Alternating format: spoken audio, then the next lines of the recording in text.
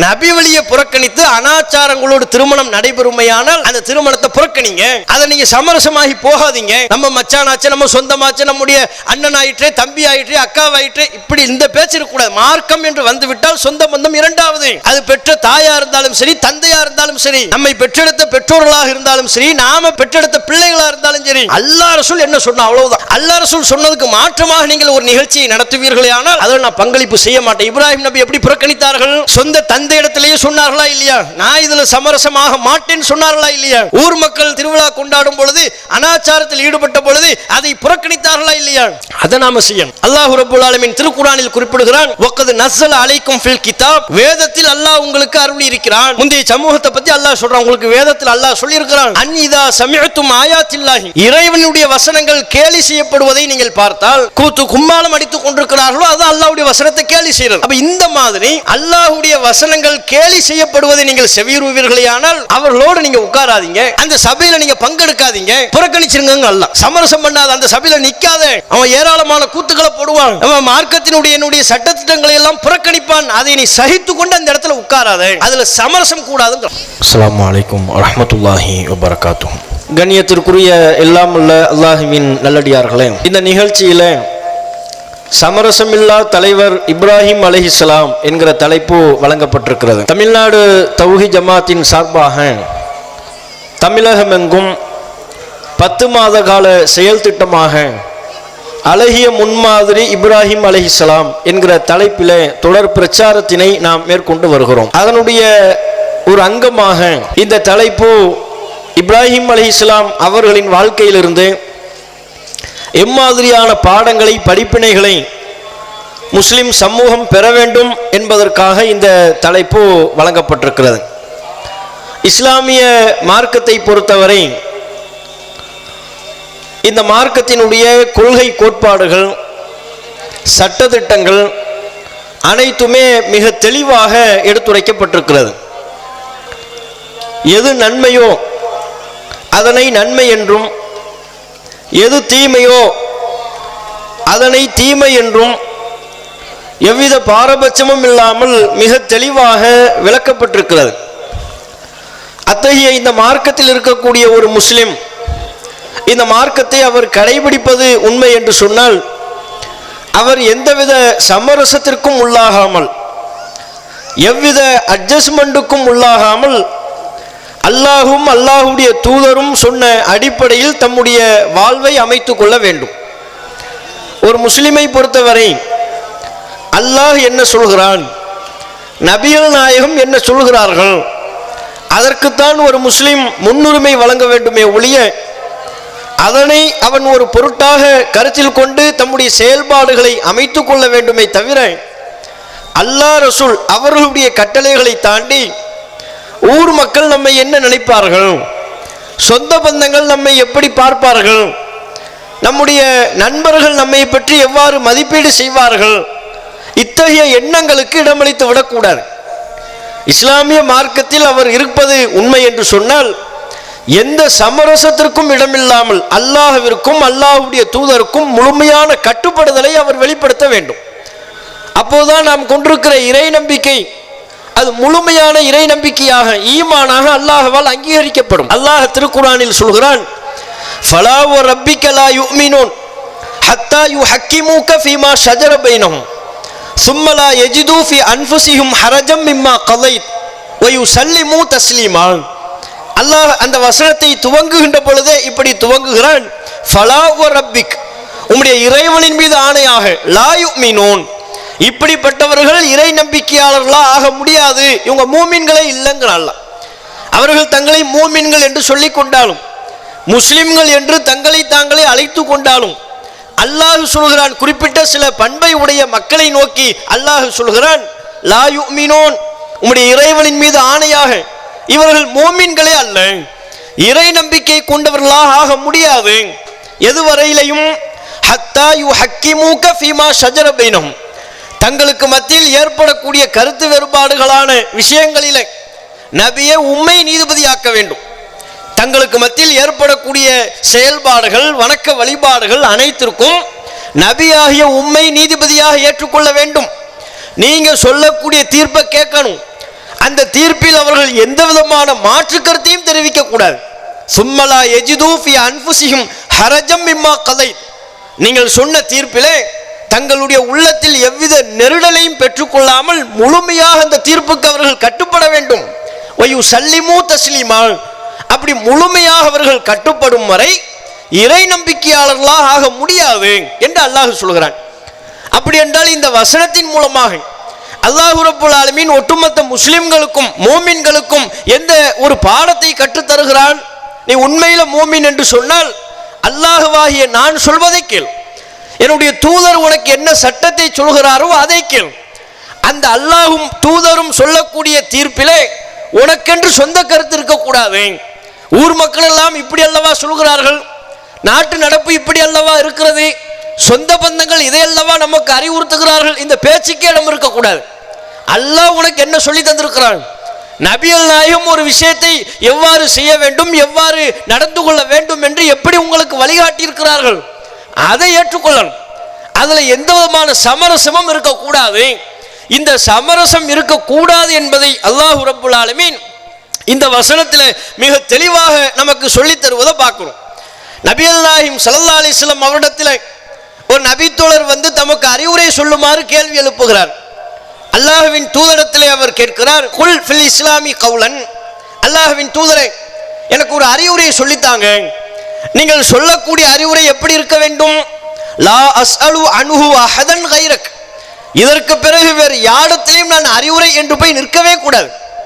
அவ்வளவு ரத்தின சுருக்கமான ஒரு அறிவுரை எனக்கு சொல்லுங்க, முத்தாய்ப்பான முக்கியத்துவம் வாய்ந்த ஒரு அறிவுரை எனக்கு நீங்கள் வழங்குங்கள். இதுக்கப்புறம் நான் யார்ட்டையுமே அறிவுரைன்னு போய் நிற்க கூடாது, அந்த மாதிரி எனக்கு ஒரு அறிவுரை சொல்லுங்கன்னு கேட்கிறாங்க.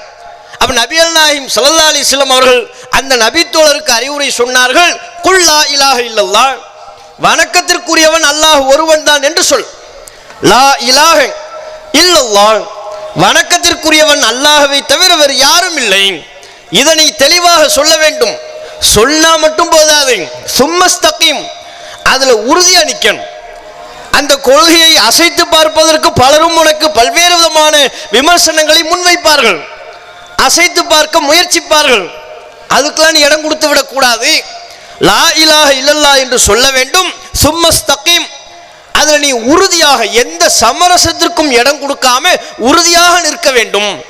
இதுதான் நான் உனக்கு சொல்ல வேண்டிய அறிவுரை என்று நபிகள் நாயகம் அவர்கள் அந்த நபித்தோழருக்கு அறிவுரையை சொல்கிறார்கள். அப்போ ரசூலுல்லாஹ் நமக்கு எதை வழங்குகிறார்கள் அறிவுரையாக? இஸ்லாத்தில் இருக்கிறோம்னா இஸ்லாத்தில் உறுதியா இருக்கணும். அல்லாஹும் அல்லாஹுடைய தூதரையும் நாம் ஏற்றுக்கொண்டிருக்கிறோம் என்றால் அவருடைய சொல்லுக்கு முழுமையாக கட்டுப்பட்டவர்களாக, அவருடைய சொல்லை தாண்டி வேறு யாருடைய பேச்சிற்கும் முன்னுரிமை கொடுக்காதவர்களாக, அல்லாஹ் ரசூல் சொன்னதை கட்டுப்பட்டு நடக்கின்ற பொழுது அதுல எந்த விதமான சமரசத்திற்கும் இடம் கொடுக்காதவர்களா நாம் இருக்கணும். அதைத்தான் அல்லாஹும் அல்லாஹ்வுடைய தூதரும் ஒரு முஸ்லிம் இடத்தில் எதிர்பார்க்கிறார்கள். இப்ராஹிம் அலைஹிஸ்ஸலாம் அவர்களை பற்றி அல்லாஹ் நமக்கு சொல்கிறான் அல்லவா? இப்ராஹிம் அலைஹிஸ்ஸலாம் அவர்களை பற்றி திருக்குர்ஆனிலேயும் நபிகள் நாயகம் ஸல்லல்லாஹு அலைஹி வஸல்லம் அவர்கள் தம்முடைய சொல்லிலேயும் பல்வேறு வகையில் சிறப்பித்து சொல்கிறார்கள். திருக்குர்ஆனில் அல்லாஹ் அவரை பெரும் அளவிற்கு புகழ்ந்து பாராட்டி பேசுகிறான். இஸ்லாமிய மார்க்கத்தையே இப்ராஹிமின் மார்க்கம் என்று சொல்லும் அளவிற்கு அல்லாஹ் புகழ்கிறான். இப்ராஹிம் அலைஹிஸ்ஸலாம் அவர்களை பின்பற்ற வேண்டும் என்று அல்லாஹ் நபிகள் நாயகத்திற்கு உத்தரவிடுகிறான். ஒரு கட்டத்தில் இப்ராஹிம் அலைஹிஸ்ஸலாம் அவர்களை நமக்கும் முன்மாதிரி என்று அல்லாஹ் சொல்கிறான். என்ன காரணம்? அல்லாஹ் எப்படி சொல்கிறான்? அல்லாஹ் ரப்புல் ஆலமீன் திருக்குர்ஆனில் சொல்கிறான், அது கானத் லக்கும் உஸ்வத்துன் ஹஸனத்துன் ஃபீ இப்ராஹிம் வல்லதீன மஅஹு, இப்ராஹிம் இடத்திலேயும் இப்ராஹிம் அலைஹிஸ்ஸலாம் அவர்களோடு இருக்கக்கூடிய மோமின்களிடத்திலேயும் உங்களுக்கு அழகிய முன்மாதிரி இருக்கிறது. இப்ராஹிம் நபி உங்களுக்கு ஒரு முன்மாதிரி, இப்ராஹிமை பின்பற்றிய மோமின்கள் அவர்கள் உங்களுக்கு ஒரு முன்மாதிரி. அப்ப இப்ராஹிம் நபியை நம்ம முன்மாதிரியாக கொள்ள வேண்டும் என்று அல்லாஹ் சொல்கிறான். சொல்லிவிட்டு அவரிடத்தில் காணப்பட்ட ஒரு சிறப்பு பண்பை நமக்கு எடுத்துரைக்கிறான். அந்த பண்பும் நமக்கு எதை வெளிப்படுத்துகிறது என்றால், இப்ராஹிம் அலைஹிஸ்ஸலாம் அவர்கள் அல்லாஹ்வுடைய சொல்லுக்கு கட்டுப்பட்டு நடப்பதில் எந்த சமரசமும் செய்யாதவர்கள். அதைத்தான் அல்லாஹ் பாராட்டி சொல்றான். இப்ராஹிம் இடத்துல உங்களுக்கு அழகிய முன்மாதிரி இருக்கிறது, இப்ராஹிமோடு இருப்பவர்களிடத்தில் உங்களுக்கு அழகிய முன்மாதிரி இருக்கிறது. ஏன் தெரியுமா? எப்படி தெரியுமா? இது காலூலி கௌமிஹிம், அவர்கள் தங்களுடைய சமுதாய மக்கள் மத்தியில் சொன்னார்கள், இன்னா புராஉ மின்கும், நாங்கள் உங்களிலிருந்து விலகியவர்கள், ஒ மிம்மா தஅபுதூன மின் தூனில்லாஹி, அல்லாஹ்வை விட்டு நீங்கள் யாரை வணங்குகிறீர்களோ அத்தகைய போலி கடவுள்களை விட்டும் நாங்கள் விளங்கியவர்கள். உங்க கூட நாங்கள் சேர மாட்டோம். நீங்க இருக்கிற அசத்தியத்தில் உங்களோடு நாங்கள் உறவாட மாட்டோம். நீங்க சொல்லக்கூடிய தவறான கொள்கையை நாங்கள் அனுசரித்து போக மாட்டோம். இன்னா புராஉம் மின்கும், உங்களிலிருந்து நாங்கள் விலகியவர்கள்.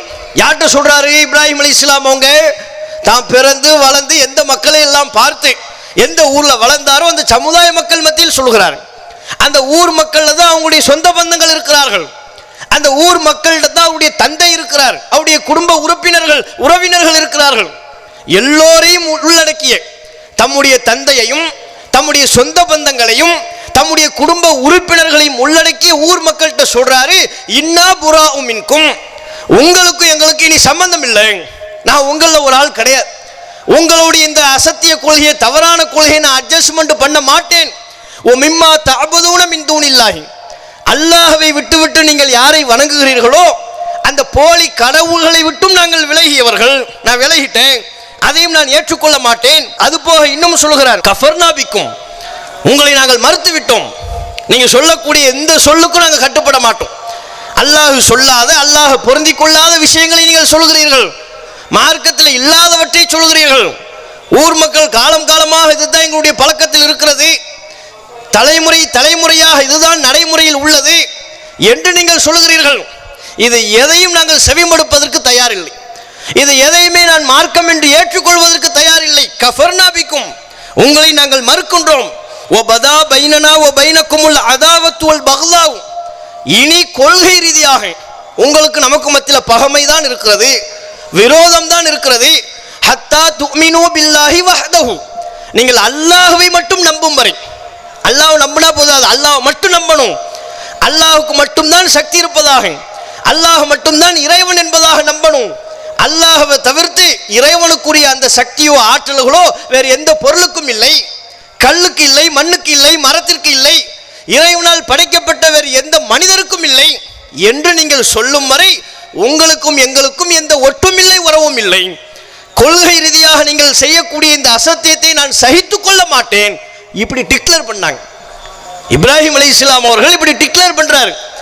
இப்படி ஊர்ல ஒருத்தர் இப்ப சொன்னார்னா அவரை பத்தி என்ன மதிப்பீடு செய்வார்கள்? இவர் ஊர்ல குழப்பம் பண்ண வர்றாரு. இந்த இப்போ உள்ள காலகட்டத்தில் இப்ராஹிம் அலைஹிஸ்ஸலாம் அவங்க இருந்திருந்தா இப்ராஹிம் அலைஹிஸ்ஸலாம் அவர்களுக்கு இந்த ஊர் மக்கள் வைக்கக்கூடிய பேர் என்னவா இருக்கும்? குழப்பவாதி. பாருங்க, தலைமுறையா நம்ம கந்தூரி கொண்டாடிக்கிட்டு இருக்கிறோம், உருசு கொண்டாடிக்கிட்டு இருக்கிறோம், தர்காவுக்கு போய் கொண்டிருக்கிறோம், தாயத்து கட்டி கொண்டிருக்கிறோம். இதெல்லாம் கூடாதுங்கிறாரு. இதுல ஊரோட ஒத்து வர மாட்டேங்கிறாரு. ஒட்டுமொத்த ஊர் மக்களையும் எதிர்த்து அவர் தனியா நிற்கிறாரு. தனியா இன்னொரு பள்ளிவாசல கட்ட போறேங்கிறாரு, தனியா அல்லாஹ்வை வணங்க போறேங்கிறாரு. இவர் பெரிய குழப்பவாதி என்று சொல்வார்கள். இன்றைக்குள்ள மக்கள் மத்தியில் இப்ராஹிம் அலைஹிஸ்ஸலாம் அவர்கள் அன்று சொன்ன அந்த பிரச்சாரத்தினை, ஊர் மக்கள் மத்தியில் அன்று முழங்கிய முழக்கத்தை இன்றுள்ள சமூக மக்கள் மத்தியில் முழங்கியிருப்பாரேயானால் இப்ராஹிம் அலைஹிஸ்ஸலாம் அவர்களுக்கு இந்த ஊர் மக்கள் வைத்துக் கொள்ளக்கூடிய பெயர் என்னவா இருக்கும்? குழப்பவாதி. எதையாவது பொருட்படுத்தினாரா? இப்ராஹிம் அலைஹிஸ்ஸலாம் அவங்க இந்த விமர்சனங்களையோ விளைவுகளையோ ஊர் மக்கள் எல்லாம் சேர்ந்து சொல்லக்கூடிய பழி சொற்களையோ கவனத்தில் கொண்டாரா? அதுக்கேற்ற மாதிரி ஊர் மக்கள் அனுசரித்து போவேன் என்று சொன்னாரா? நீங்க உங்க ரூட்ல போங்க, நான் உங்களோட பார்த்து நான் அனுசரித்துக் கொள்கிறேன், எனக்கு வாய்ப்பு இருந்தால் நீங்க கொண்டாடக்கூடிய திருவிழாவில் வர்றேன், நீங்க எங்க பள்ளிவாசலுக்கு வாங்க, நான் உங்க சிலை வணக்க வழிபாட்டுக்கு வர்றேன் இப்படின்னு சொன்னாரா? நீங்க சொல்றதை நான் ஏற்றுக்கொள்ள மாட்டேன், அது அசத்தியம்தான், அசத்தியத்தை என்னால் ஏற்றுக்கொள்ள முடியாது என்று தெளிவாக சொன்னார். ஊர் மக்கள்கிட்ட மட்டுமில்லை, தன்னை பெற்றெடுத்த தந்தையிடத்திலேயும் இதே கொள்கை முழக்கத்தை முன்வைத்தார். தந்தைய சிலை வணக்கத்தை எல்லாம் நீங்க வணங்காதீங்க, அல்லாஹ் மட்டும் வணங்குங்க என்ற ஏகத்துவ கொள்கையை சொல்லும் பொழுது தந்தை மிரட்டுறார். இதை சொல்லிட்டு வீட்டுக்குள்ள இருந்துருவியா, வீட்டை விட்டு வெளியே அனுப்பிடுவேன், கல்லால் இருந்து உன்னை கொள்ளுவேன் என்கிற அளவுக்கு இப்ராஹிம் அலைஹிஸ்ஸலாம் அவருடைய தந்தை இப்ராஹிம் அலைஹிஸ்ஸலாம் அவர்களை மிரட்டுகிறார். வீட்டை விட்டு வெளியே போ என்று சொல்லாமல் சொல்லுகிறார். உன்னை வெளியேற்றுவேன் என்கிறார், உன்னை கொள்ளுவேன் என்கிறார். அத்தனையும் சொன்ன நேரத்தில் தம்முடைய தந்தை இடத்துல பணிஞ்சு போனாரா?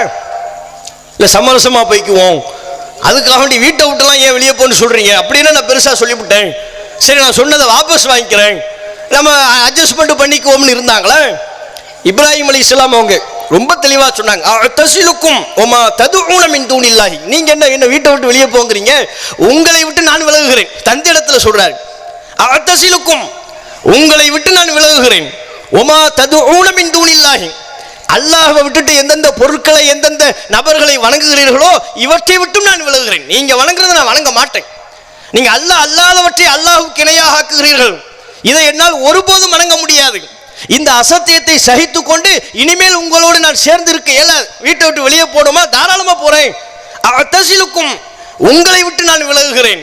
உமா ததுஊன மின் தூனில்லாஹி, அல்லாஹ்வை விட்டு விட்டு நீங்கள் எவற்றை வணங்குகிறீர்களோ அதை விட்டும் நான் விலகுகிறேன் என்று இப்ராஹிம் அலைஹிஸ்ஸலாம் அவங்க சொன்னாங்க. கொள்கையை விட்டு நீ வீட்டில் இருக்கலாம்ங்கிறாங்க, மறைமுகமா மிரட்டுறாங்க. கொள்கையை விட்டு இந்த பிரச்சாரம்லாம் வேண்டாம் உனக்கு, நாம வழி வழியாக நம்முடைய மூதாதையர்கள் எந்த மார்க்கத்தில் இருந்தாங்களோ அதே வழிமுறையில் நாம் இருப்போம். இதை நீ ஏற்றுக்கொள்வதா இருந்தால் வீட்டில் இருக்கலாம், இதை ஏற்றுக்கொள்வதாக இருந்தால் ஊர்ல இருக்கலாம், இதை ஏற்றுக்கொள்வதாக இருந்தால் நீ நிம்மதியா வாழலாம் என்று சொன்னார்கள். ஏத்துக்கிட்டாங்களா இப்ராஹிம் அலைஹிஸ்ஸலாம் அவங்க? சமரசத்துக்கு உடன்பட்டார்களா? அப்படி நான் இந்த அசத்தியத்தை ஏற்றுக்கொண்டு இந்த வீட்டில் இருக்கணுங்கிற அவசியம் எனக்கு இல்லை. நான் சத்தியத்தை சொல்வதால், சத்தியத்தை கடைபிடிப்பதால் வீட்டை விட்டு சொந்த ஊரை விட்டு விரட்டடிக்கப்பட்டாலும் சரி அதனை நான் ஏற்றுக்கொள்ள தயார்.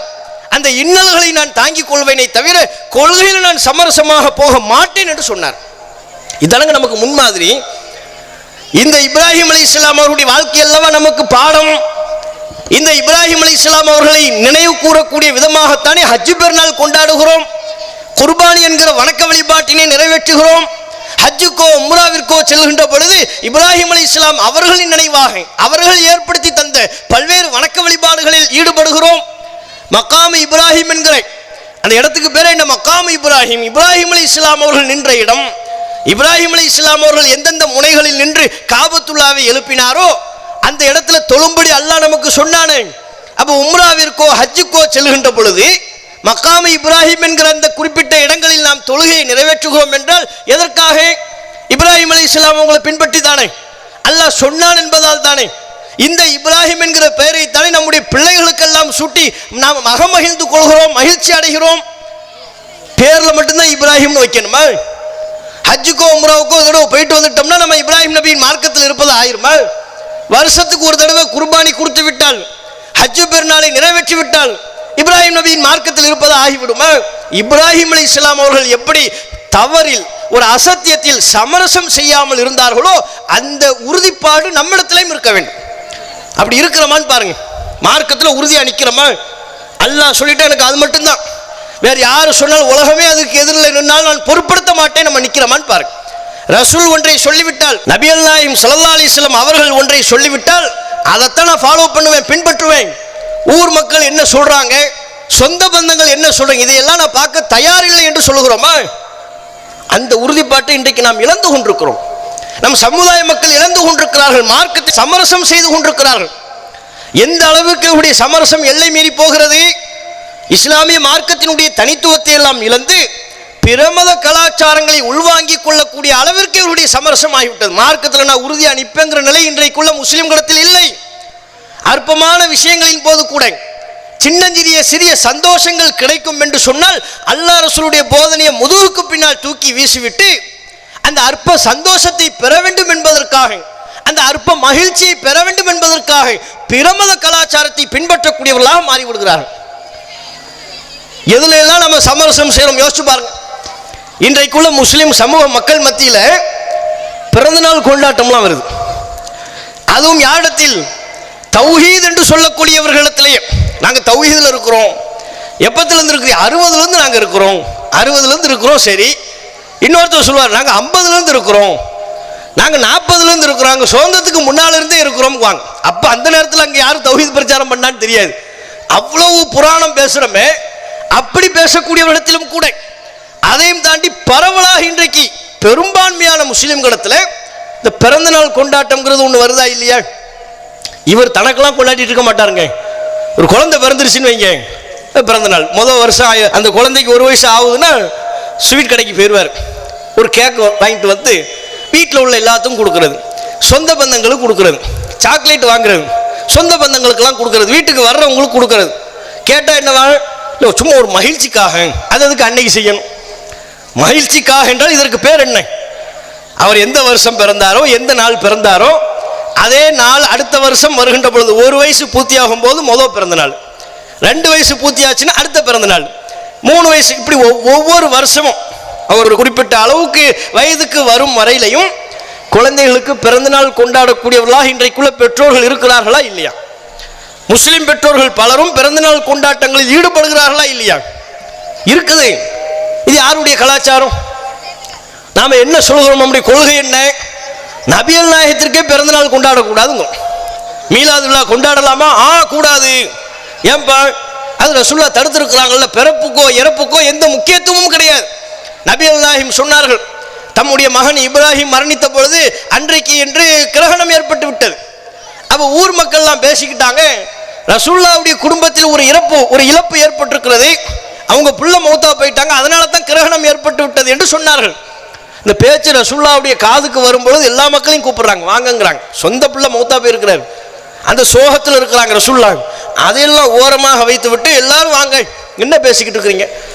இந்த சூரிய கிரகணம் என்னுடைய பிள்ளை இறப்புக்காக வந்தது என்கிறீர்கள், உங்களுக்கு என்ன விளையாட்டா? இன்ன ஷம்ஸவல் கமர் ஆயத்தானி மின் ஆயாத்தில்லாஹ், சூரியனும் சந்திரனும் அல்லாஹ்வுடைய அத்தாட்சி. லா யன்ஹசிஃபானி லிமௌத்தி அஹதின், யாருடைய இறப்பிற்காகவும் அவை துக்கம் அனுஷ்டிக்க வேண்டிய தேவையெல்லாம் இல்லை. பிறப்பு இறப்புலாம் அல்லாஹ் கொடுக்கிறது, யாருடைய பிறப்புக்கோ யாருடைய இறப்புக்கோ எந்த முக்கியத்துவமும் இல்லை என்று சொன்ன மார்க்கம் இஸ்லாமிய மார்க்கம். நபிகள் நாயகம் தனக்கு பிறந்தநாள் கொண்டாடினார்களா? சஹாபாக்கள் யாரும் தங்களுக்கு பிறந்தநாள் கொண்டாடினார்களா? கிடையாது என்கிறோம். அதனால மீலாது விழா கொண்டாடக்கூடாது, அது ரசூலுல்லாஹ்வுக்கு பிறந்தநாள் கொண்டாடக்கூடிய தவறான ஒரு கலாச்சாரம், ஒரு பிரமத கலாச்சாரம். சொன்னோமா இல்லையா? ரசூலுல்லாஹ்வுக்கு பிறந்தநாள் கொண்டாடக்கூடாது. கிறிஸ்தவர்கள் டிசம்பர் 25 வந்தா என்ன செய்வாங்க? ஈசா அலைஹிஸ்ஸலாம் அவர்களுக்கு இயேசுவுக்கு நாங்கள் பிறந்தநாள் கொண்டாடுறோம், அது கொண்டாடலாமா? கூடாது. நாம ஈசா அலைஹிஸ்ஸலாம் அவர்களை இறைவனின் தூதர் என்று நம்புகிறோம். அவரும் அல்லாஹ் ஒருவனையே வணங்க வேண்டும் என்று மக்கள் மத்தியில் ஏகத்துவ கொள்கை முழக்கத்தை முன்வைத்த ஒரு இறை தூதர். அற்புதமான அவருடைய பிறப்பே ஒரு அற்புதம், அவருடைய தாய் ஒரு ஒழுக்க சீலர் என்று நாம மதிக்கிறோம், போற்றுகிறோம். அப்படிப்பட்ட நிலையில் ஈசா அலைஹிஸ்ஸலாம் அவர்களுக்கு பிறந்தநாள் கொண்டாடலாமா? கூடாது, அது இஸ்லாமிய கலாச்சாரம் இல்லை. சொல்றோமா இல்லையா? அப்ப ரசூலுல்லாஹ்வுக்கு பிறந்தநாள் கொண்டாடக்கூடாது, ஈசா நபிக்கு பிறந்தநாள் கொண்டாடக்கூடாது. ஆனால் இவர் தாம் பிள்ளைக்கு பிறந்தநாள் கொண்டாடுவார். 1 வயசு ஆயிடுச்சுன்னா ஸ்வீட் பாக்ஸை எடுத்து கொண்டு சொந்த பந்தங்களுக்கு நீட்டுவார். சாக்லேட் டப்பா ஒன்று வாங்கி அக்கம் பக்கத்து வீட்டினருக்கு வழங்குவார். இது என்ன கலாச்சாரம்? யாருடைய கலாச்சாரம் இது? கொஞ்சம் கொஞ்சமாக நம்ம சருகிறோம் என்பதை புரிந்து கொள்ள வேண்டாமா? அற்ப விஷயம் என்று நாம் நினைப்போம், அது சாதாரண ஒரு விஷயமாக அல்லாஹ்வுடைய பார்வையில், மார்க்கத்தின் பார்வையில் அப்படி எடுத்துக்கொள்ளப்படாது. அது மட்டுமா, இன்றைக்கு உள்ள முஸ்லிம்கள்கிட்ட இந்த பிறந்தநாள் கலாச்சாரம் உள்ளுக்குள்ள வர்ற மாதிரியே எதுவும் வருகிறது. திருமண நாள் கொண்டாட்டம், இவர் கல்யாண நாளை குறித்து வச்சுக்குவார். அடுத்த வருஷம் கல்யாண நாள் வந்துருச்சுன்னு வைங்க, அதுக்கு உடனே ஒரு வாட்ஸ்அப்பில், இப்போ தான் ஃபேஸ்புக் வாட்ஸ்அப்பாக வந்துருச்சுல, ஸ்டேட்டஸை போடுறதும் என் மனைவி போல் வருமா. யார் இவர்? வீட்டுக்குள்ளே போனால் மனைவியை மதிக்கிறது இல்லை, மனைவி பேச்சை கேட்கறது இல்லை, எல்லாத்தையும் திட்டுறதெல்லாம் திட்டிவிட்டு கல்யாண நாள் வந்துருச்சுன்னு வைங்க, ஸ்டேட்டஸில் பறக்கும், என் மனைவி தான் என் உயிரின் பாதி, நான் மீதி, இப்படின்னு கவிதையாக கொட்டுவார். அது போக கல்யாண நாள் அன்னைக்கு அவங்களை வெளியே கூட்டு போய் ஏதாவது ஒரு பொருள் வாங்கி கொடுக்கறது, அல்லது ஸ்வீட் பாக்ஸை வாங்கி கொண்டு வந்து வீட்டில் உள்ளவங்களுக்கு விநியோகம் செய்வது, இதெல்லாம் நம்ம சின்ன விஷயம் தான் நினைப்போம். இப்படி சின்ன விஷயம் நினைச்சு தானங்க செய்தான் நம்மளை வழிதவற செய்வான். கல்யாண நாள் கொண்டாடுறது மார்க்கத்தில் உள்ளதா? நபிகள் நாயகம் ஸல்லல்லாஹு அலைஹி வஸல்லம் அவங்க திருமணம் பண்ணலையா? சஹாபாக்கள் திருமணம் பண்ணலையா? ரசூலுல்லாஹ் இப்படிப்பட்ட ஒரு நடைமுறையை நம்ம காட்டி தந்தார்கள். திருமணம் என்பது இஸ்லாமிய மார்க்கத்தில் ரொம்ப இலகுவான ஒன்று. அதை இன்றைக்கு சமுதாயம் அதை சிரமப்படுத்தி வைத்திருக்கிறார்கள் என்பதே ஒரு தனிக்கதை, அதுவே பல மணி நேரங்கள் பேசக்கூடிய அளவுக்குள்ள ஒரு விஷயம். இதில் இந்த திருமண நாள் கொண்டாட்டம்ங்கிறது, அடுத்த வருஷம் எனக்கு திருமண நாள், இந்த வருஷம் எனக்கு திருமண நாள், இவரே சொல்லி எனக்கு நாளைக்கு என்ன நாள் தெரியுமா, இவர் சர்ப்ரைஸ் பண்ணுறாராம். யார்கிட்ட? மனைவிட்ட பேச, நாளைக்கு என்ன நாள் தெரியுமா, 2 நாள் நம்ம கல்யாணம் பண்ண நாள். அப்படியா, இந்த உனக்கு அதை வைத்துக்கொள் இதை வைத்துக்கொள்னு சொல்லிக்கிட்டு இந்த திருமண கொண்டாட்டத்துக்குள்ள பல பேர் ஈடுபடுகிறார்கள். இதுவும் இஸ்லாமிய கலாச்சாரம் கிடையாது.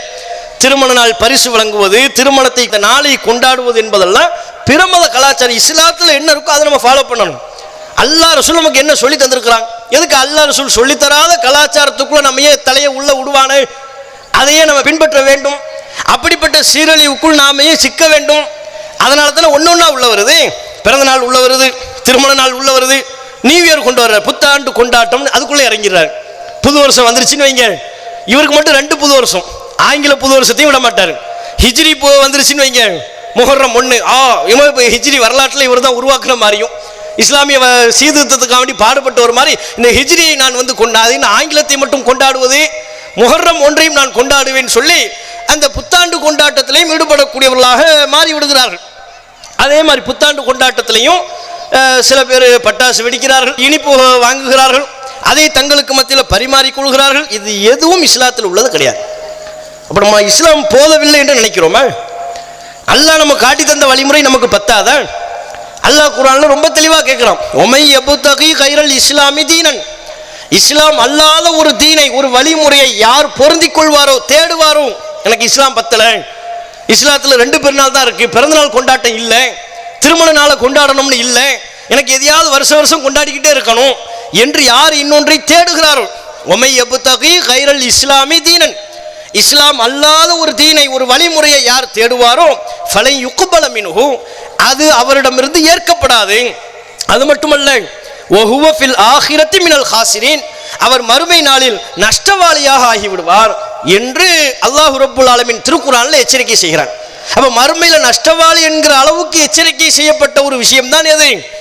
பிற மத கலாச்சாரங்களை நோக்கி பாய்வதும் அதை உள்வாங்கிக் கொள்வதும், அப்படிப்பட்ட விஷயங்களை இஸ்லாத்தில் சொல்லப்பட்டதோடு நிறுத்தி கொள்ளாம இன்னும் இன்னும் என்று புதிய புதிய வழிமுறைகளை தேடி செல்வது, இதெல்லாம் அனுசரித்து போறது தானே. இப்போ வட்டியில முஸ்லிம்களில் பலர் விழுந்து விடுகிறார்கள். ஏன் வட்டியில விழுறாங்க? ஒரு கூட்டம் இருக்குது, அதுக்கு வேற பேர் வைத்துக் கொள்வார்கள், வெவ்வேறு பேர்களை சொல்லி அதை அனுசரித்துக் கொள்வது. இன்னொரு கூட்டம் தெளிவாகவே வட்டி என்று தெரிந்தும் கூட அது போன்றவற்றை அட்ஜஸ்ட்மெண்ட் பண்ணி, அதெல்லாம் சரிங்க மார்க்கம்ங்கிறது என்னால் தொலை சொல்லுதா, மார்க்கம் தொழுகையில் ஈடுபடுறேன், சரி ரமலானுக்கு நோன்பு வைக்கணுமா வச்சிடுறேன், ஹஜ்ஜுக்கு போகணுமா போயிடலாம், பிரச்சனை இல்லை, பொருளாதார ரீதியாக மார்க்கம் சொல்லக்கூடிய சட்டத்திட்டம் இது கூடும் இது கூடாது, இது ஹலால் இது ஹராம், அதெல்லாம் என்னால் கடைபிடிக்க முடியாதுன்னு சொன்னால் என்ன அர்த்தம்? அதுக்கு ஒரு முஸ்லிம் வட்டியில் ஈடுபடுவார் ஆனால், வட்டி அடிப்படையிலான கொடுக்கல் வாங்கல ஈடுபடுகிறார் என்று இருக்குமையானால் அவர் அல்லாஹ்வுடைய மார்க்கத்தின் வரம்புகளை மீறுகிறார். அல்லாஹ் சொன்ன பொருளாதார சட்டம் என்னால் கடைபிடிக்க இயலாது, வட்டியெல்லாம் தவிர்த்தா முடியுமாங்க? இந்த காலத்தில் ஒரு செல்போன் வாங்குறதா இருந்தாலும் வட்டி இருக்கிறது, ஒரு பைக் வாங்குவதாக இருந்தாலும் வட்டி இருக்கிறது, வீட்டுக்கு தேவையான பொருட்களை வாங்குவதாக இருந்தாலும் வட்டி இருக்கிறது, பேங்க்ல நாம ஒரு அக்கௌண்ட் ஓபன் பண்ணி பணத்தை இயக்குவதாக இருந்தாலும் அதுக்கும் வட்டி தருகிறார்கள். வட்டிலாம் அதெல்லாம் இப்போ உள்ள காலத்தில் தவிர்க்க இயலாது என்கிறார். அப்ப தவிர்க்க முடியாத ஒன்று அல்லாஹ் சொல்லிவிட்டானா? தவிர்க்க இயலாத ஒன்றைத்தான் நபிகள் நாயகம் நமக்கு சொல்லி தந்தார்களா? ஏன் தவிர்க்க முடியாது? வட்டியை விட்டு தவிர்த்து ஒரு முஸ்லீம் இருக்க இயலாதா? இறைவன் தரக்கூடிய ஹலாலான பொருளாதாரத்தை பொருந்தி கொண்டு அதில் ஒரு முஸ்லீம் தம்முடைய குடும்பத்தை நடத்த முடியாதா? கண்டிப்பா முடியும். மறுமை நாள் வரையிலும் அது சாத்தியம்தான். சாத்தியமான ஒன்றைத்தான் அல்லாஹும் அல்லாஹ்வுடைய தூதரும் நமக்கு சொல்லி தந்திருக்கிறாங்க. ஆனால் இவர் தம்முடைய மனோயிச்சைக்கு தகுந்தமாறு வாழ வேண்டும் என்பதற்காக இந்த காலத்திலெல்லாம் வட்டியை விட முடியுமா? வட்டியெல்லாம் இன்னொன்னையும் பார்த்துக்கிட்டு இருக்க முடியுமா? பார்க்க தான் வேணும். அல்லாஹ் சொன்னா பார்க்கணும், ரசூல் சொன்னா பார்க்கணும். அதான் நம்ம ஆரம்பத்தில் அந்த வசனத்தில் சொன்னோம், நபியை நீதிபதியாக்கி ரசூல்லா எதை ஹலால்ங்கிறாங்களோ ஹலால்னு ஏற்றுக்கணும், ரசூல்லா எதை ஹராம் என்று சொல்கிறார்களோ அது ஹராம், அது எனக்கு தேவையில்லை, அது எனக்கு கூடாது அப்படிங்கிற முடிவுக்கு ஒரு முஸ்லீம் வர வேண்டும்.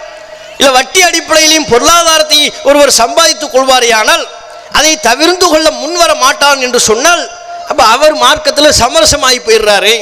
அல்லாஹுடைய உத்தரவில் அவர் நின்று விடவில்லை, அல்லாஹ் சொன்னது எனக்கு போதும் நினைக்கல, தனக்கு வசதியான விஷயங்களில் மாத்திரம்தான் மார்க்கத்தின் சட்டத்திட்டங்களை கடைபிடிக்கிறார், வசதி இல்லாததுல மார்க்கத்தின் சட்டத்திட்டங்களை விட்டு விடுகிறார். அதான் அதுக்கு அர்த்தம். வட்டிலையும் சமரசத்துக்கு ஆளாயிடுறார். மிக குறிப்பான ஒரு விஷயம் என்று எடுத்துக்கொண்டால் இந்த திருமணம்.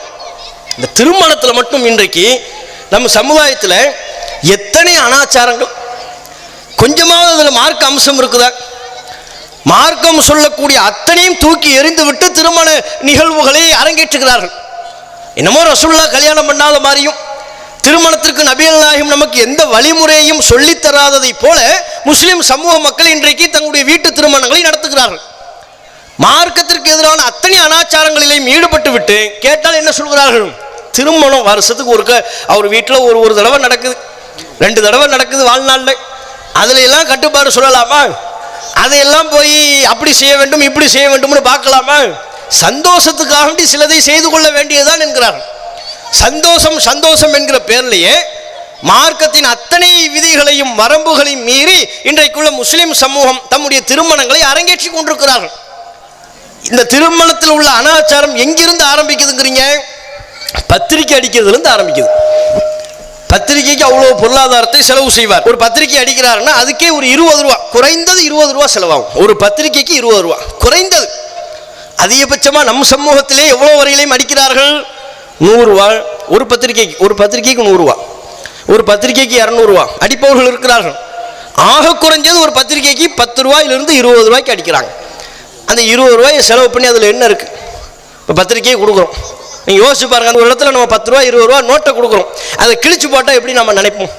கிழிச்சாருன்னா அந்த 20 ரூபா நோட்டை கிழிக்கிறாருன்னா முட்டாள்னு சொல்ல மாட்டோமா? கிழிக்கிறாருன்னு தெரிஞ்சே நம்ம அவரிடத்துல போய் அந்த 20 ரூபாயை கொடுத்தோம்னா நம்ம முட்டாள் இல்லையா? பத்திரிகை விஷயத்தில் அப்படித்தானங்க நடக்குது. ஒரு பத்திரிகைக்கு அவ்வளோ செலவு பண்ணி வீட்டில் போய் கொடுப்பாங்க. யாருக்கெல்லாம் திருமண அழைப்புதல் கொடுக்குறாங்க அங்கே போய் கொடுப்பாங்களா? அவர் பத்திரிகையை வாங்கி வச்சுக்கிட்டு எல்லா கேள்வியும் கேட்பார். அதுக்குள்ளே என்னெல்லாம் இருக்கோ எல்லாத்தையும் கேட்பார். என் பிள்ளைக்கு கல்யாணம் வச்சிருக்கிறேன். அப்படியா? சொல்லவே இல்லை, எது எல்லாம் பத்திரிகையில் இருக்குது, அதுதான் இருக்குது. எப்போ கல்யாணம் வச்சிருக்கிறீங்க? அப்படியா? மாப்பிள்ளை யாரு, பொண்ணு யாரு, எங்கே வச்சு கல்யாணம்? அந்த மண்டபத்தில் வச்சா? எத்தனை மணிக்கு? வந்துடுறோம். இது எல்லாம் அதில் இருக்கப்பா. அப்போ எதுக்கு அது பத்திரிகையை கொடுக்கணும்? இவர் வாயினால எல்லாத்தையும் சொல்லி போடுறாரு. யார் பத்திரிகையை கொடுத்து திருமணத்துக்கு அழைப்பு கொடுக்கிறார்களோ அவர்கள் வாயினாலே அத்தனையும் சொல்லி விடுகிறார்கள், சொன்னதுக்கு போக பத்திரிக்கை. அப்போ அந்த பத்திரிக்கையை அவங்க பார்க்கவா செய்வாங்க? அப்படியே அந்த முன்னால் உள்ள டிசைனை மட்டும் பார்ப்பாங்க. டிசைன் நல்லா இருக்குன்னு வச்சுருவாங்க, முடிஞ்சு வச்சு. டிசைன் நல்லா இருக்குன்னு வச்சாச்சா? அவங்க வீட்டில் சின்ன பிள்ளைங்க இருந்துச்சுன்னு வைங்க, கிழிச்சு விளையாடும். சின்ன பிள்ளைங்க ஏதாவது சிறுநீர் கழித்து விட்டால், மலம் கழித்து விட்டால் எடுப்பா அந்த பத்திரிக்கையை கிழிச்சு அதை வச்சு துடைப்போம். அந்த மூத்திரத்தில் போடு, அந்த சிறுநீரில் போடு. அந்த மலத்தை துடைப்பதற்கு தான் பத்திரிகைகள் பயன்படுத்தப்படுகிறது. 20 ரூபா நோட்டை வைத்து 50 ரூபாய் நோட்டை வைத்து சிறுநீரை துடைத்தால் நம்ம ஏற்றுக்கொள்வோமா? அந்த மதிப்புள்ள ஒரு பத்திரிகையை வைத்து இத்தனையும் நடக்கிறது. சமுதாய மக்கள் அனைவரும் ஓகே என்று ஒப்புக்கொண்டு செல்கிறார்கள். அப்ப இது எப்படிப்பட்ட அறிவீனம்? எந்த அளவுக்கு பொருளாதாரத்தை நம்ம தெரிந்தே விரயமாக்குகிறோம் என்று வருகிறதா இல்லையா? இன்னும் அந்த பத்திரிகையில் திருமணம் யாருக்கு யாருக்கும்னு போடுவாங்க. அதை பார்த்து அது ஒரு பெரிய பட்டியல் இருக்கும். இன்னாரின் மகனும் இன்னாரின் பேரனும் தீன்குல செல்வனும் ஆகிய, யார் அவர்? தீன்குல செல்வன், பெரிய மார்க்கத்துக்காண்டி பாடுபட்டார்ல. இன்னாரின் மகனும் இன்னாரின் பேரனும் ஆகிய தீன்குல செல்வன், ஆனா மூலன் அவர் பேர் போட்டிருக்கும். அது அந்த பக்கம் இன்னாரின் பேத்தியும் இன்னாரின் மகளும் ஆகிய தீன்குல செல்வி, யார்? அந்த அம்மா தீன்குல செல்வி. 2 பேரும் சேர்ந்து தீன வளர்க்கணுங்கிறதுக்காண்டி உசுரை கொடுத்து பாடுபட்டு இருக்கிறாங்கல்ல, அதனால இந்த பட்டம். சரியா? அதுபோக ரசூலுல்லாஹ்வுடைய துவா பரக்கத்தால் திருமணம் நடைபெறுகிறது. யார்? இந்த 2 பேருடைய திருமணம் யாருடைய துவா பரக்கத்தால் நடக்குதா? ரசூலுல்லாஹ்வுடைய துவா பரக்கத்தால் இந்த திருமணம் நடைபெறுகிறது. ரசூலுல்லாஹ்வுடைய துவா பரக்கத்தால் நம்ம சொல்லலாமா? ரசூலுல்லாஹ்வுடைய துவாவுக்குன்னு ஒரு பரக்கத்து இருக்கு, ஒரு அபிவிருத்தி இருக்கிறது, அல்லாஹ்வுடைய தனி கவனம் இருக்கிறது. அதில் ஒரு முஸ்லீம் சந்தேகப்படவே முடியாது. அது நபிகள் நாயகம் வாழ்ந்த காலகட்டத்தில், ரசூலுல்லாஹ் ஹயாத்தா உஸ்ரோடு இருக்கிற காலத்தில் ரசூலுல்லாஹ் நமக்காக வேண்டி, அந்த வாழக்கூடிய மக்களுக்காக வேண்டி ஒரு துவா செய்தால் அதில் ஒரு பரக்கத்து இருக்கத்தான் செய்கிறது. அந்த துவாவிற்கென்று அல்லாஹ்விடத்தில் தனித்த கவனம் இருக்கிறது. அதை எந்த முஸ்லீம் மறுக்க இயலாது. அப்புறம் ரசூலுல்லாஹ் மௌத்தானதுக்கு அப்புறம் ரசூலுல்லாஹ் நமக்காக வேண்டி துவா செய்வாங்கன்னு எதுவும் இருக்கா? ஒட்டுமொத்த உம்மத்திற்காக நபிகள் நாயகம் துவா செய்திருப்பார்களே ஆனால், நன்மக்களுக்காக வேண்டி ரசூலுல்லாஹ் துவா செய்திருப்பார்களே ஆனால், அந்த துவாவில் நம்ம போய் எப்படி சேர முடியும்? நம்ம என்ன நன்மக்கள்னு நமக்கு தெரியுமா? அப்ப இவரா வாலண்டரியா அதை போட்டுக்குவாரு. ரசூலுல்லாஹ்வுடைய துவா பரக்கத்தால் இந்த மணமக்களுக்காக வேண்டி ரசூலுல்லாஹ் என்னமோ துவா பண்ண மாதிரி, அப்துல் காதருக்கும் ஃபாத்திமாவுக்கும் கல்யாணம் நடக்குது, இறைவா இந்த மணமக்களுக்காக வேண்டி அருள் செய்யணும் ரசூலுல்லாஹ் துவா செஞ்ச மாதிரி ஒரு இட்டு கட்டுறாங்க. இதெல்லாம் மார்க்கத்தில் ரசூலுல்லாஹ் மேல பொய் சொல்ற ஒரு செயல் இல்லை, அறியாமை செய்து கொண்டிருக்கிறார்கள். ஆலிம்கள் என்பவர்கள் தெரிந்து கொண்ட இந்த அநியாயத்தை சொல்லி, அதற்கு பிறகு முஸ்லிம்கள் அறியாமையின் காரணத்தினால் இந்த அனாச்சாரத்தில் தொடர்ச்சியாக அறியாமையின் காரணத்தினால் நீடிக்கக்கூடியவர்களாக இருக்கிறார்கள். அப்ப இதெல்லாம் செய்யறாங்க முஸ்லிம்கள். துவா பரக்கத்தாலுங்கிறாங்க, நல்ல நேரம் கெட்ட நேரம் பார்க்குறாங்க. கல்யாணம் பண்றதா இருந்தால் எப்போ பண்ணுவாங்களாம்? பத்திரிகையை வாங்கி பாருங்க, காலை 10:30 அப்பதான் ஸ்டார்ட் ஆகும், நண்பகல் 12 மணிக்குள் அதோட முடிஞ்சிடும். முபாரக்கான வேலைகள் 10:30 12 முபாரக்கான வேலைன்னு உனக்கு யாரு சொன்னா? முபாரக்னா என்ன அர்த்தம்? அல்லாஹ்வுடைய பரக்கத்து பொருந்திய நேரம்னு அர்த்தம். நீங்க பழைய பத்திரிகைகள், இப்போ சுன்னத்துல் ஜமாத் என்று சொல்லிக் கொள்பவர்கள் தரக்கூடிய பத்திரிகையை தான் எடுத்து பாருங்க. ரசூலுல்லாஹ்வுடைய துவா பரக்கத்தால் போல்டா இருக்கும், அது பெருசா இருக்கும். அதே மாதிரி காலை 10:30 நண்பகல் 12 மணிக்குள் முபாரக்கான வேலையில், அதுவும் நல்ல தெளிவா இருக்கும். அப்ப முபாரக்கான வேலைன்னா என்ன அர்த்தம்? நல்ல நேரம். பிற சமூகத்தில் சொல்றாங்கல்ல, இது நல்ல நேரம், கெட்ட நேரம், இது ராகு காலம், சுக்கிரன் உச்சத்தில் நிற்கிறான், அவன் எங்க நின்னா நமக்கு என்ன இருக்கு? அதே இல்லாமல் நம்ம சமுதாய மக்கள் பார்க்கணும். அப்போ 10:30 12 மணிக்குள்ள தான் நாங்கள் கல்யாணம் பண்ணுவோம், அதுதான் முபாரக்கான வேலை என்று பத்திரிகையில் அடிக்கிறாங்க. இது யாரு சொன்னா? அவங்க ரசூலுல்லாஹ் சொன்னாங்களா? சஹாபாக்கள் எத்தனை பேருக்கு நபிகள் நாயகம் ஸல்லல்லாஹு அலைஹி வஸல்லம் அவர்கள் அறிந்தும் அறியாமலும் எத்தனை நபித்தோழர்கள் திருமணம் செஞ்சாங்க. அந்த திருமணத்தையெல்லாம் ரசூலுல்லாஹ் யாருக்காவது வழிகாட்டினாங்களா? கல்யாணம் பண்ண புரியல 10லிருந்து 12க்குள்ள பண்ணுங்க, வேற நேரம் பண்ணாதீங்கன்னு சொன்னாங்களா? அப்துர் ரஹ்மான் இப்னு அவுஃப் ரலியல்லாஹு அன்ஹு திருமணம் செய்துவிட்டு ரசூலுல்லாஹ்விடத்தில் வந்தார்களா இல்லையா? அவங்க நறுமணம் பூசியிருப்பதை பார்த்து ரசூலுல்லாஹ் விசாரிச்சாங்களே, என்ன அப்துர் ரஹ்மான் நறுமணம் கமல்கிறீர்கள் என்று கேட்ட பொழுது நான் திருமணம் செய்து விட்டேன் என்று சொன்னார்கள். ரசூலுல்லாஹ்வுக்கே தெரியலை, ரசூலுல்லாஹ்வுக்கே அழைப்பு கொடுக்கலை. அப்போ ரசூலுல்லாஹ்வோட உற்ற தோழர். அப்படிப்பட்ட நிலையில் நபிகள் நாயகம் அவர்களுக்காவது எந்த நேரத்தில் கல்யாணம் பண்ணீங்க? 10லிருந்து 12க்குள்ள பண்ணீங்களா? அதாங்க முபாரக்கான நேரம், மற்ற நேரம்லாம் கல்யாணம் பண்ணக்கூடாது அப்படின்னு சொன்னாங்களா ரசூலுல்லாஹ்? அப்போ இவர்களாக சமுதாய மக்கள் முபாரக்கான நேரம்ங்கிறாங்க. ஆடல் பாடல் அவ்வளவு அனாச்சாரம். ஒரு காலத்தில் திருமணம் பண்ணாங்க, சின்ன அப்போதும் அனாச்சாரங்கள் இருந்தது, மூட நம்பிக்கைகள் இருந்தது. அது கொஞ்சம் கொஞ்சமாக நம்முடைய பிரச்சாரங்களின் மூலமாக ஒழிக்கப்பட்டது.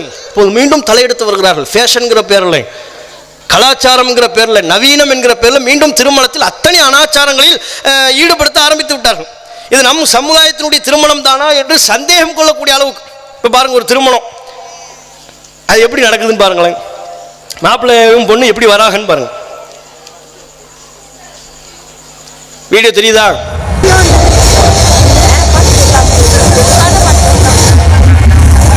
மாப்பிள்ளை வராரு. வந்தாச்சு மாப்பிள்ளை.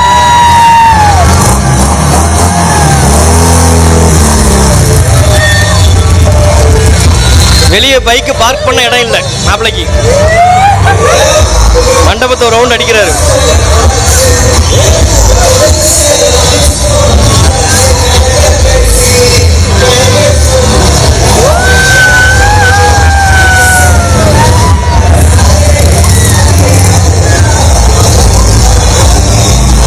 அவர் ரவுண்ட் அடிச்சுக்கிட்டே இருக்கிறாரு மாப்பிள்ளை.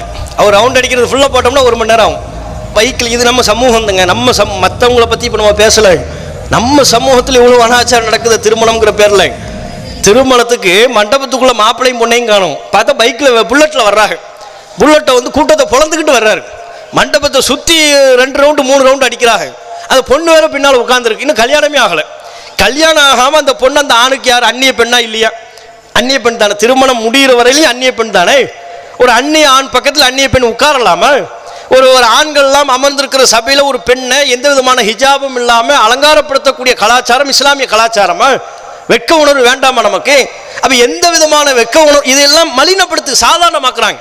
அப்போ நம்மளும் இப்படி கல்யாணம் பண்ணலாம், தப்பு இல்லை. இதெல்லாம் கண்டித்து பேசாத காரணங்களால் எந்தெந்த இது போன்ற அனாச்சாரங்கள் எந்தெந்த ஊர்களில் நடக்குதோ இதையெல்லாம் மக்கள் மத்தியில் அம்பலப்படுத்தி இருந்தோம்னா இதை செய்வதற்கு யாரும் துணிய மாட்டார்கள். அம்பலப்படுத்தாத விளைவு ஃபேஸ்புக்கில் பார்க்குறாங்களா, யூடியூப்பில் பார்க்குற எல்லாத்துக்கும் இன்றைக்கி தான் ஃபேஸ்புக்கில் அக்கௌண்ட் இருக்குது. பேங்க்கில் அக்கௌண்ட் இருக்கோ இல்லையோ, ஃபேஸ்புக்கில் கண்டிப்பாக அவருக்கு ஒரு அக்கௌண்ட் இருக்கும், யூடியூப்பில் ஒரு அக்கௌண்ட் இருக்கும். நம்மளை விட தம்பா துண்டு பசங்களாக இருப்பாங்க. இன்ஸ்டாகிராம்லாம் பாய் அவர் அக்கௌண்ட் வச்சிருப்பார். நமக்கு கூட இன்ஸ்டாகிராம்னா என்னன்னு தெரியாமல் இருக்கும். அவர் இன்ஸ்டாகிராம்லாம் அக்கௌண்ட் வச்சுக்கிட்டு கேட்டால் எனக்கு 4000 ஃப்ரெண்ட்ஸ் இருக்கிறாங்க. சுற்றி புத்தி பார்த்தா நமக்கு 10 பேர் கூட தேராது போல இருக்கு. அவருக்கு 4000 ஃப்ரெண்ட்ஸா இன்ஸ்டாகிராமில். அப்போ எல்லாத்துலேயும் இது போன்ற ஃபேஸ்புக்கு வாட்ஸ்அப்லாம் இருக்குதா பார்க்குறாங்க. பார்த்து நம்மளும் நம்ம வீட்டு திருமணத்தை இப்படி பண்ணலாம், இப்படி படமாக செய்யலாம், சினிமா பாடல்களை ஒழிக்க விடலாம், ஆடல் பாடல் இன்னிசை கச்சேரிகள் நடத்தலாம், டான்ஸ் போடலாம். சமீபத்தில் ஒரு வீடியோ வந்தது. அதில் பார்த்தா தொப்பியை போட்டுக்கொண்டு ஒரு வயதானவர் இளைஞர்களோடு சரிக்கு சமமாக சேர்ந்து கொண்டு சினிமா பாடலை ஒழிக்க விட்டு டான்ஸ் ஆடுறாரு. எது? திருமணத்தை ஒட்டி. கேட்டால் நபி இந்த திருமணத்துக்கு ரசூலுல்லாஹ்வுடைய துவா வேற இருக்கிறாங்க. இப்படி அனாச்சாரங்களோடு இவர்கள் செய்யக்கூடிய திருமணத்துக்கு ரசூலுல்லாஹ்வுடைய துவா இருக்குமா? நபிகள் நாயகத்தினுடைய துவாவை நம்ம இழுப்பதாக இருந்தால் ஒரு பேச்சுக்கு ரசூலுல்லாஹ் எந்த முறையை காட்டி தந்தார்களோ அந்த முறையில் திருமணம் நடைபெற்றிருக்குமே. ஆனால் ரசூலுல்லாஹ் இந்த மக்களை வாழ்த்தணும் நாங்கள் நம்புகிறோம்னு சொல்லி கொண்டால் அது வேறு. இது போன்ற அனாச்சாரங்கள் நடக்குது. சினிமா பாடலை ஒழிக்க விட்டு திருமணம் நடத்துகிறார்கள். அவ்வளவு பட்டாசு, திருமணத்தில் பட்டாசு, திருமணத்தில் பைக் ஊர்வலம். நம்ம மாவட்டத்திலே நடக்குதா இல்லையா? கல்யாணம் மாப்பிள்ளை போயிட்டாருன்னு வைங்க, இந்த மாப்பிள்ளை நண்பர்கள் தோழர்கள்ங்கிற ஒரு சைத்தான் குரூப் இருக்குது. அது ஃபுல்லாக ஒரு 10-20 பேர் சேர்ந்துக்குவாங்க. ஒரே சட்டையை போட்டுக்கிட்டு வர்றோங்கிற பேரில் ஜவுளி கடைக்கு போகிறது, 40 பேர் கும்பலாக போகிறது. அவன் அதை 40 பேர் பார்த்த உடனே அவனே திடுக்கிட்டு போய் நிற்பான். என்னப்பா, எங்கள் எல்லாத்துக்கும் ஒரே மாதிரி சட்டை வேணும், ஒரே மாதிரி நாங்கள் வந்து ட்ரெஸ்ஸு போட போகிறோம், எங்கள் நண்பர் கல்யாணம்னு அவனை பாடாப்படுத்தி ஒரு துணி எடுத்து சட்டையை போட்டுக்கிட்டும். அது மட்டும் இல்லாமல் பைக்கில் ஊர்வலம் போகிறாங்களாம். வித்தியாசமாக ஹார்ன் வைத்து கொண்டு திருமணத்தை ஒட்டி இளைஞர்கள்லாம் சேர்ந்து ஊர்வலம் செல்கிறார்கள். சுற்றி தெரு முழுக்க ரவுண்ட் அடிக்கிறார்கள். மாப்பிள்ளையை வைத்துக் கொண்டும் நடைபெறுகிறது, மாப்பிள்ளை இல்லாமலும் நடைபெறுகிறது. சில இடங்களில் பைக் ஊர்வலம் போகும் பொழுது சினிமா பாடல்களையும் அவர்கள் ஒலிக்க விட்டுக் கொள்கிறார்கள். இது மார்க்கத்தில் உள்ளதா? இதுதான் இஸ்லாமிய கலாச்சாரமா? யோசித்து பாருங்கள். அப்போ திருமணத்தின் பேரால் இந்த அளவுக்கு இவர்கள் அனாச்சாரங்களில் ஈடுபடுகிறார்களே, இந்த அளவிற்கு மார்க்கத்தினுடைய விஷயங்கள் எல்லாம் புறக்கணிக்கிறார்கள். இப்படிப்பட்ட திருமணத்தை நம்ம ஆதரிக்கலாமா? நம்ம என்ன சொல்றோம்? நம்ம ஜமாத்தின் சார்பாக முன்வைக்கக்கூடிய பிரச்சாரம் என்ன? நபி வழியை புறக்கணித்து அனாச்சாரங்களோடு திருமணம் நடைபெறுமையானால் அந்த திருமணத்தை புறக்கணிங்க. அதை நீங்க சமரசமாகி போகாதீங்க. நம்ம மச்சானாச்சு, நம்ம சொந்தமாச்சு, நம்முடைய அண்ணன் ஆயிற்றே, தம்பி ஆயிற்றே, அக்காவாயிற்றே, இப்படி இந்த பேச்சு இருக்கக்கூடாது. மார்க்கம் என்று வந்துவிட்டால் சொந்த பந்தம் இரண்டாவது. அது பெற்ற தாயா இருந்தாலும் சரி, தந்தையா இருந்தாலும் சரி, நம்மை பெற்றெடுத்த பெற்றோர்களாக இருந்தாலும் சரி, நாம பெற்றெடுத்த பிள்ளைகளா இருந்தாலும் சரி, அல்லாஹ் ரசூல் என்ன சொன்னா அவ்வளவுதான். அல்லாஹ் ரசூல் சொன்னதுக்கு மாற்றமாக நீங்கள் ஒரு நிகழ்ச்சியை நடத்துவீர்களே ஆனால் அதில் நான் பங்களிப்பு செய்ய மாட்டேன். இப்ராஹிம் நபி எப்படி புறக்கணித்தார்கள்? சொந்த தந்தை இடத்திலேயே சொன்னார்களா இல்லையா? நான் இதுல சமரசமாக மாட்டேன்னு சொன்னார்களா இல்லையா? ஊர் மக்கள் திருவிழா கொண்டாடும் பொழுது, அனாச்சாரத்தில் ஈடுபட்ட பொழுது அதை புறக்கணித்தார்களா இல்லையா? அதை நாம செய்யணும். அல்லாஹ் ரப்பல் ஆலமீன் திருக்குர்ஆனில் குறிப்பிடுகிறான், வக்கது நஸ்ஸல அலைக்கும் ஃபில் கிதாப், வேதத்தில் அல்லாஹ் உங்களுக்கு அருளி இருக்கிறான். முந்தைய சமூகத்தை பத்தி அல்லாஹ் சொல்றான், உங்களுக்கு வேதத்தில் அல்லாஹ் சொல்லி இருக்கிறான். அன்இதா சமிஅத்தும் ஆயாத்தில்லாஹி, இறைவனுடைய வசனங்கள் கேலி செய்யப்படுவதை நீங்கள் பார்த்தால், மறுக்கப்படுவதை நீங்கள் பார்ப்பீர்களே ஆனால், அல்லாஹ்வுடைய வசனம் கேலி செய்யப்படுறதுன்னா என்ன? அல்லாஹ்வுடைய வசனத்தை யாரெல்லாம் மறுத்து கொண்டு கூத்து கும்மாளம் அடித்துக் கொண்டிருக்கிறார்களோ அது அல்லாஹ்வுடைய வசனத்தை கேலி செய்கிறது. கேட்டால் நபி வழி திருமணம், இஸ்லாமிய திருமணம் என்று பெயரிட்டு வைத்துக் கொள்வார்கள். திருமணத்தில் இஸ்லாம் காட்டி தந்த எந்த வழிமுறையும் கடைபிடிக்க மாட்டார்கள். அப்ப இந்த மாதிரி அல்லாஹ்வுடைய வசனங்கள் கேலி செய்யப்படுவதை நீங்கள் செவியுறுவீர்களே ஆனால் ஃபலா தகுதுமாகும், அவர்களோடு நீங்க உட்காராதீங்க, அந்த சபையில நீங்க பங்கெடுக்காதீங்க, புறக்கணிச்சிருங்க. அல்லாஹ் சமரசம் பண்ணாத அந்த சபையில நிக்காத, அவன் ஏராளமான கூத்துக்களை போடுவான், அவன் மார்க்கத்தினுடைய என்னுடைய சட்டத்திட்டங்களை எல்லாம் புறக்கணிப்பான், அதை நீ சகித்து கொண்டு அந்த இடத்துல உட்காராத, அதுல சமரசம் கூடாதுங்கிறான். அப்ப என்ன செய்ய வேண்டும்? எழுந்து வந்துரு, மீறி நீ அங்கே உட்கார்ந்திருப்பாயானால் இன்னக்கும் இதம் மிஸ்லும், நீங்களும் அவர்களை போன்றவர்கள் தான்.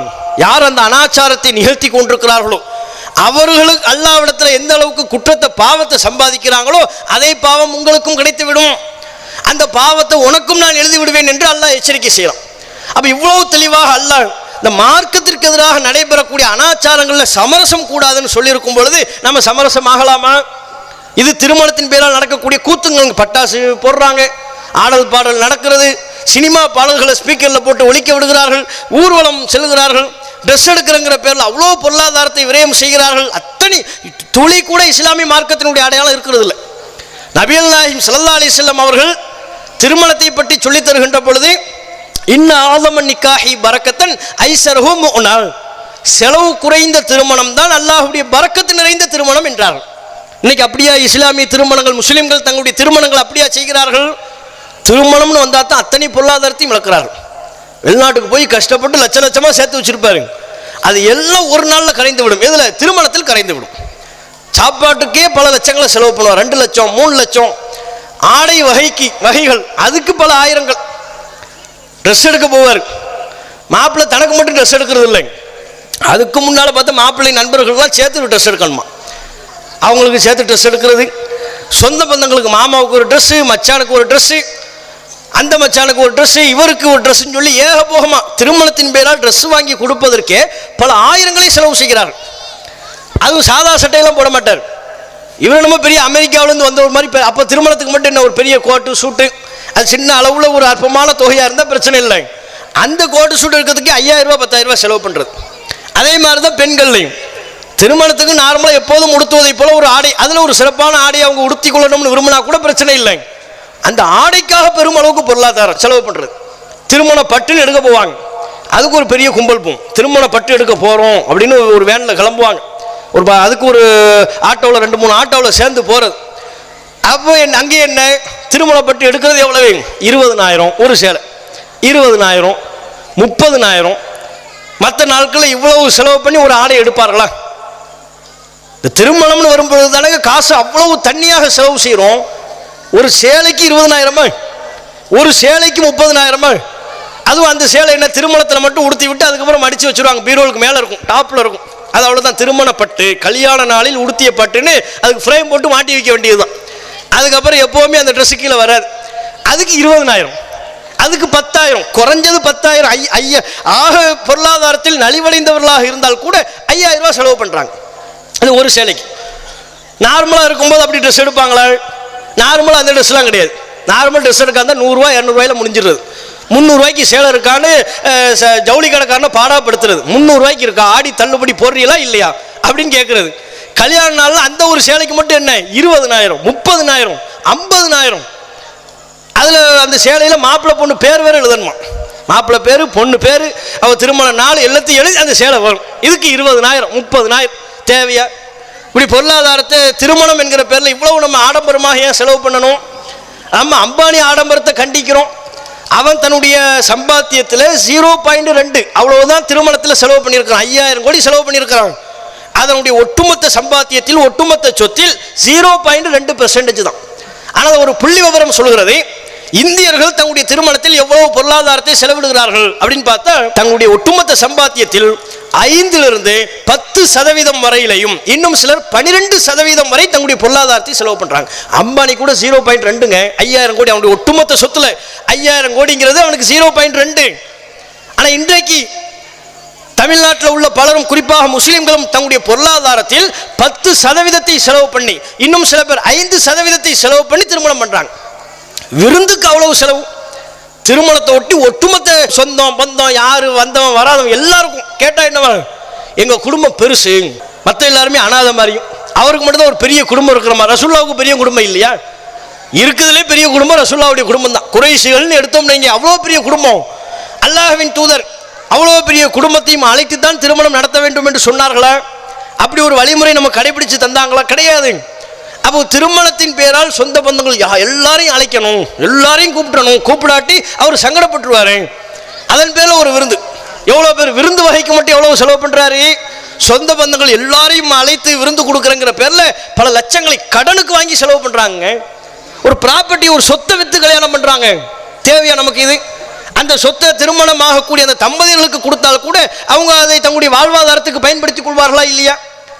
அல்லது அவர் ஒரு பொருளாதாரத்தில் முடக்குவாரையானது அந்த பொருளாதாரத்தை ஒரு வியாபாரத்தில் முடக்குனா அவருக்கு மாதாந்திர அடிப்படையில் ஏதேனும் ஒரு வருமானம் வருமா இல்லையா? இதையெல்லாம் பொருட்படுத்தாம திருமணம் என்கிற ஒரு அற்ப சந்தோஷத்திற்காக வேண்டி தங்களுடைய பொருளாதாரத்தை விரயமாக்குகிறார்கள். இதுல மார்க்கத்தில் இல்லாத பெண் வீட்டு விருந்து வேற. கல்யாணம் முடிஞ்சிருச்சுன்னு வைங்க, கல்யாணத்துக்கு முன்னாலேயே இந்த விருந்துங்கிறத ஆரம்பிச்சிருவாங்க. பொண்ணு பார்க்க போறோம்னு ஒரு குரூப்பு கிளம்பும், நாங்கள் பொண்ணு பார்க்க வர்றோம், எத்தனை பேர் வரீங்க? முதல் கட்டமாக 10 பேர் வர்றோம். அந்த 10 பேர் நீங்கள் சாப்பாடு போட்டு வச்சுருங்க, இங்கேருந்து ஆர்டர் போயிடும், அங்கே போய் சாப்பிட்டு வந்துடுவாங்க. அடுத்து இன்னொரு, நாங்கள் மறுபடியும் பொண்ணு பார்க்க வர்றோம், இப்போ யார் வர்றாங்க? இல்லை இன்னும் அங்கே சொந்த பந்தங்கள், விடுபட்ட சொந்த பந்தங்கள்லாம் வர்றாங்க. இது 2வது கட்டம். 5 கட்டமாக போய் பொண்ணு பார்த்து வருவாங்க. கல்யாணம் பண்ண போகிற மாப்பிள்ளை இன்னும் பொண்ணை பார்த்துருக்க மாட்டான். கல்யாணம் பண்ணுறது யார்? மாப்பிள்ளை. அவள பொண்ணை போய் பார்க்கணும், அவன் பொண்ணை பார்க்க மாட்டான். சுற்றி உள்ள எல்லாருமே பொண்ணை பார்த்துட்டு வந்துடுவாங்க. அதுக்கு 5 கட்டமாக அவங்களுக்கு செலவு, அவங்களுக்கு பல்வேறு விதமான பொருளாதார செலவினங்கள். அது முடிஞ்சு போச்சா, திரும்ப அங்கிருந்து பழி வாங்குறங்கிற பேரில் அங்கிருந்து ஒரு குரூப், நாங்கள் மாப்பிள்ளையை பார்க்க வர்றோம், இது என்னடா புதுசாக இருக்குது, ஆமாம் மாப்பிள்ளையை நாங்கள் பார்க்கணும்னு அங்கிருந்து ஒரு கும்பல் வரும். அதே மாதிரி நீங்கள் சாப்பாடு ஆக்கி வச்சுருங்க, அதை செய்து வைத்து விடுங்கள், இதை ஏற்பாடு பண்ணுங்கன்னு அங்கிருந்து ஒரு கும்பல். இதன் பேரில் ஏராளமான செலவினங்கள். திருமணத்தை ஒட்டி வலிமா விருந்து, அதோட மார்க்க நமக்கு சொல்கிறது என்ன? திருமணத்தை ஒட்டி ஒரு வலிமா விருந்து, அது சிம்பிளாக பண்ணணும், ஆடம்பரம் இல்லாமல் அனாச்சாரம் இல்லாமல் பண்ணணும். அதுக்காக கஷ்டப்படணுங்கிற அவசியம்லாம் இல்லை. சக்தி என்ன? பேரிச்சம்பளம் தான் முடியுமா? பேரிச்சம்பளத்தை கொடுத்து விட வேண்டியது.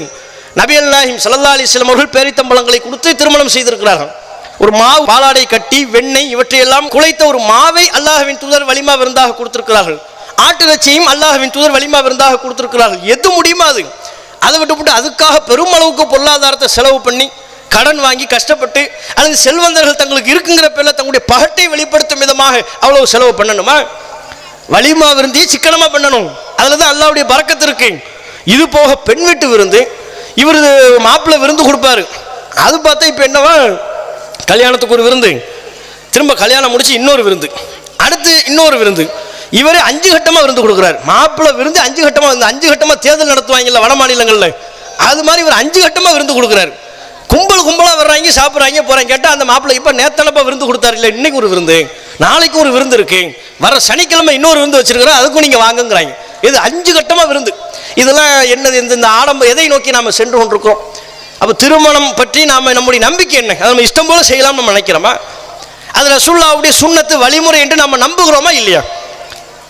நபிகள் நாயகம் ஸல்லல்லாஹு அலைஹி வஸல்லம் அவங்க திருமணம் குறித்தானே சொன்னாங்க, ஃபமன் ரகிப அன் சுன்னதி, என்னுடைய இந்த சுன்னத்தை யார் புறக்கணிப்பாரோ ஃபலைஸ மின்னி, அவர் என்னை சார்ந்தவர் அல்ல என்று நபிகள் நாயகம் சொன்னார்களா இல்லையா?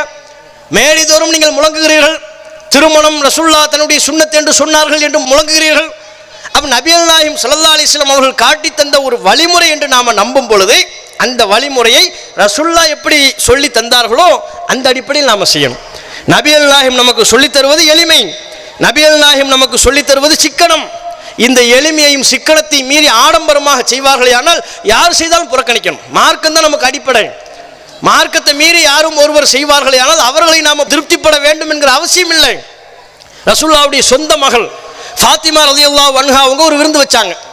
ரசூலுல்லாஹ்வை அழைத்தார்கள். நபிகள் நாயகம் போனாங்க, பார்த்தாங்க மார்க்கத்துக்கு முரணான ஒரு அம்சத்தை கண்டார்கள். உடனடியாக அந்த விருந்தை புறக்கணித்தார்கள்.